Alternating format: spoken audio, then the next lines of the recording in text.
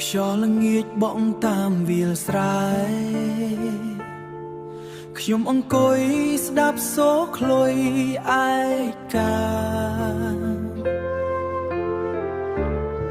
នឹកមុខនាងដែលខ្ញុំលួចស្រឡាញ់តែស្នេហ៍ខ្ញុំគ្រាន់ជាខ្យល់ឆ្លងភ្នែកនាងខ្ញុំលាក់ពាក្យស្នេហ៍ក្នុងចិត្តយូរ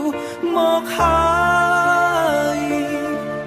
មិនហ៊ាននិយាយព្រោះខ្លាចបាត់បង់នាង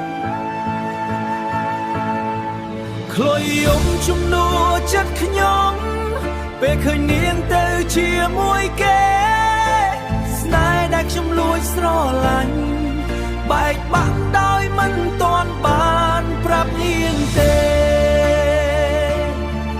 ទឹកភ្នែកធ្លាក់តាមសូរខ្លុយខ្លុយយំលាក់ក្នុងចិត្តម្នាក់ឯ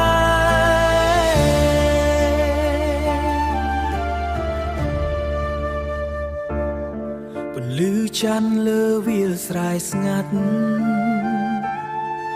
មានតែខ្ញុំឈរមើលពីចំងាយឃើញនាងញញឹមនៅក្បែរគេបេះដូងខ្ញុំដូចរលាយតាមខ្យល់យប់បើថ្ងៃនោះខ្ញុំហ៊ាននិយាយប្រមីប្រហែលមិនឈឺចាប់ដល់បែបនេះទេ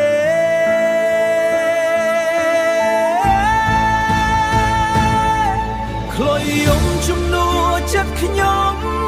ពេលឃើញនាងទៅជាមួយគេស្នេហ៍ដែលខ្ញុំលួចស្រឡាញ់បែកបាក់ដោយមិនទាន់បានប្រាប់នាងភ្នែកធ្លាក់តាមសូរខ្នាក់ស្រឡាញ់នាងដល់ថ្នាក់យំរយំនៅសល់តែសូរខ្លុយនឹងខ្យ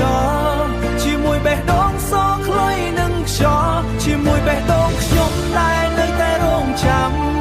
ស្នេហ៍មិនបាននិយាយបញ្ចប់ត្រឹម